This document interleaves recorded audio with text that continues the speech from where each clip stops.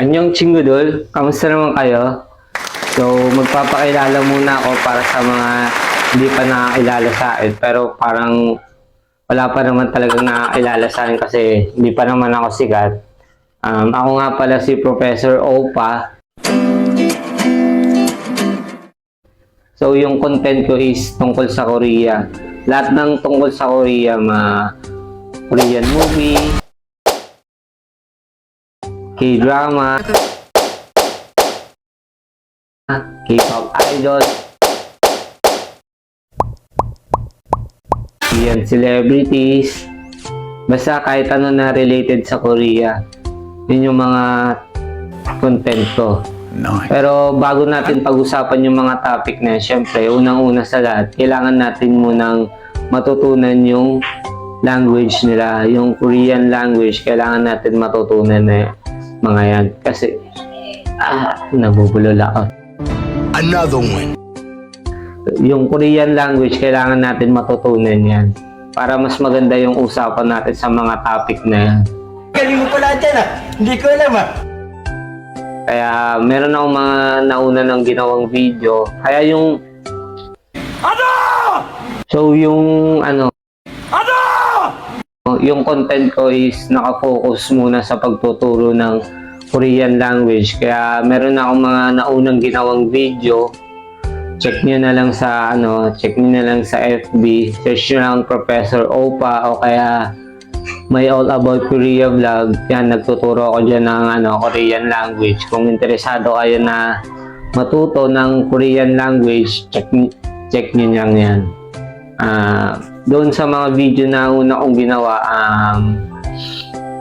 tawag dito, voice over lang yung gamit ko doon. Pero simula ngayon, gagamitin ko na yung tunay kong boses para naman mas maintindihan yung mga pinagsasabi ko, yung mga tinuturo ko dun sa Korean language na yun.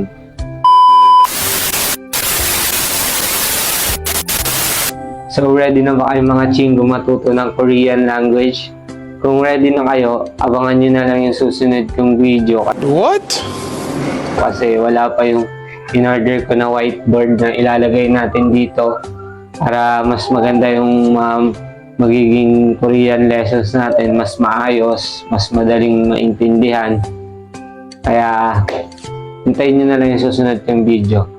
Kaya sa ngayon, puputulin ko muna tong video na to. Magpapaalam muna ako. Pero bago ako magpaalam, mag-iiwan muna ako ng Korean phrase na magagamit nyo sa iba't ibang sitwasyon. Madali lang ang Korean phrase na to. Madali nyo lang ito maaalala, madali nyo lang ito matatandaan. Basic na basic lang. Ang Korean phrase na to is taong shigane, kwayo. Will you please repeat it? Daong shigane, kwayo. Yan. Ang meaning nun, see you next time. Pero pag word by word nyo siyang itatranslate, ganito yung magiging kalalabasan niya. Daong, next, shigan, time, time particle. Ano nga ba yung particle na tinatawag sa Korean? Yung particle na yun yung mga dinudugtong sa dulo ng mga Korean words, yung mga kinakonjugate sa Korean words para ma-identify kung ano ba siya, kung adjective, adverb, noun, place, thing, basta yun yung mga dinudugtong niya para mas madaling ma-identify yung word kung ano siya. Pero huwag nyo muna masyadong intindihan yan kasi ituturo ko din sa inyo yun sa mga susunod kong video.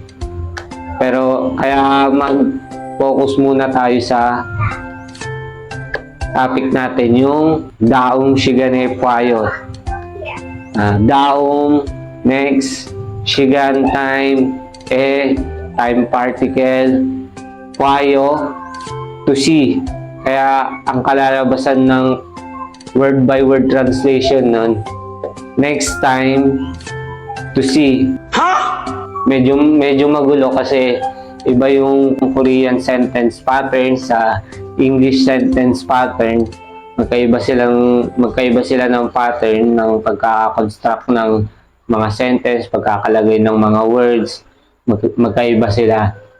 Pero ang meaning lang talaga nun ay see you next time. Pero matututunan nyo din lahat ng mga yan ng sentence pattern ng Korean. Basta practice lang, tsaka syempre dapat lagi kayong manood ng mga video ko. Okay? So, 그래서 다음 시간에 와요. 안녕.